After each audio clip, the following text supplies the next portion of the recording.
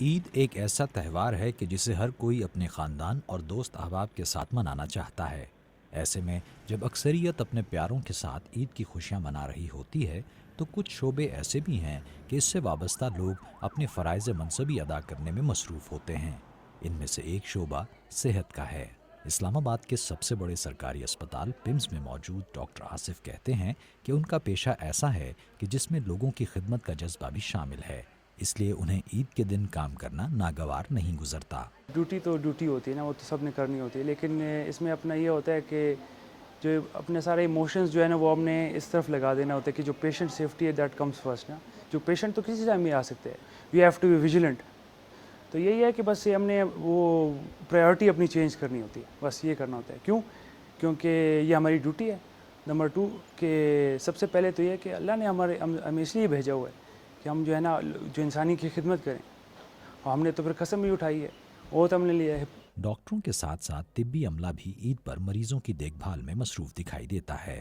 یہ ہمیں اچھا لگتا ہے کہ یہ ہمارا اخلاقی فرض ہے کہ ہم پیشنٹ کی خدمت کرتے ہیں، اور ہمیں خوشی فیل ہوتی ہے کہ ہم پیشنٹ کی خدمت کرتے ہیں۔ ڈیوٹی ہے، ڈیوٹی کرنی ہے، پیشنٹ تو ہوتے ہیں نا، پیشنٹ پہ تو ہم ڈیوٹی کرتے ہیں نا، کہ اگر پیشنٹ آدھے چھٹی پہ چلے جاتے ہیں لیکن کم ہوتے ہیں، لیکن ان کی خدمت کرنا بھی تو ضروری ہوتی ہے نا، ان کی کیئر کرنا بھی تو ضروری ہوتی ہے نا۔ ہمارا ایک فرض بنتا ہے کہ پہلے ہم اللہ تعالیٰ کی مثال پر جو مخلوق ہے ان کی خدمت کریں اچھی طریقے سے، پھر ہم دل میں بھی اطمینان ہوتا ہے جب پیشنٹ صحیح ہوتا ہے۔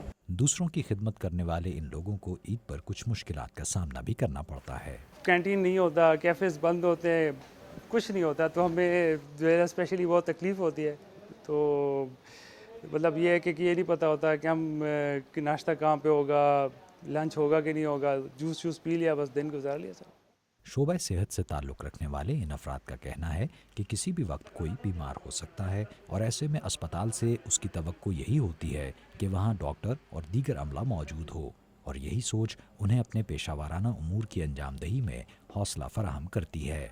ناصر محمود، وائس آف امریکہ، اسلام آباد۔